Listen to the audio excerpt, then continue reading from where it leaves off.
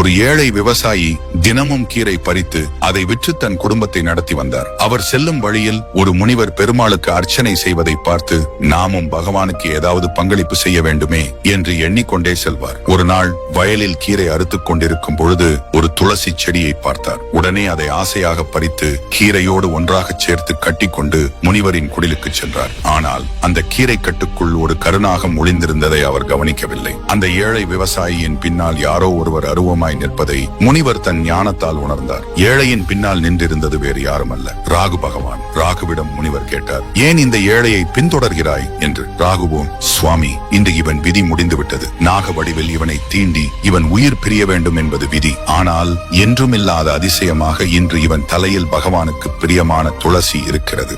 அந்த துளசியின் மகிமையால் இவனை என்னால் தீண்ட முடியாமல் தவித்துக் கொண்டிருக்கிறேன் என்றார். விவசாயியின் பக்தியை கண்டு முனிவர் மனம் உருகினார். எவ்வளவு ஆசையாக பெருமாளின் பூஜைக்கு துளசி கொண்டு வந்திருக்கிறான், இவனை காப்பாற்ற வேண்டுமே என்று எண்ணிய முனிவர், ராகுவே, இவன் சர்ப்ப தோஷத்தில் இருந்து தப்பிக்க ஏதேனும் வழி உண்டா என்று கேட்டார். அதற்கு ராகு பகவான், முனிவரே, நீங்கள் இத்தனை காலம் செய்த பூஜையின் புண்ணிய பலனை இந்த ஏழைக்கு தானமாக கொடுத்தால் இவன் உயிர் பிழைப்பான் என்றார். முனிவர் சிறிதும் யோசிக்கவில்லை. தன் பல வருட தவத்தின் புண்ணியத்தை அந்த ஏழைக்காக தானம் செய்தார். அந்த வினாடியே ராகு பகவான் மறைந்தார். கீரை கட்டுக்குள் இருந்த கருநாகமும் காணாமல் போனது. முனிவர் அந்த ஏழையிடம் கனிவோடு சொன்னார், அப்பனே, இனி தினமும் பகவானுக்காக துளசி பறித்துக் கொண்டு வா. பெருமாளுக்காக செய்த ஒரு சிறிய சேவை மரணத்தையே வெல்லும் ஒரு பெரிய சக்தியை தனக்கு தந்ததை எண்ணி அந்த ஏழை விவசாயி கண்ணீர் மல்க நின்றார். ஒரு சிறிய துளசி கூட பகவானின் அருளால் உயிரை காக்கும் என்பதற்கு இதுவே சாட்சி. மறக்காமல் லைக் அண்ட் சப்ஸ்கிரைப் பண்ணிக்கோங்க.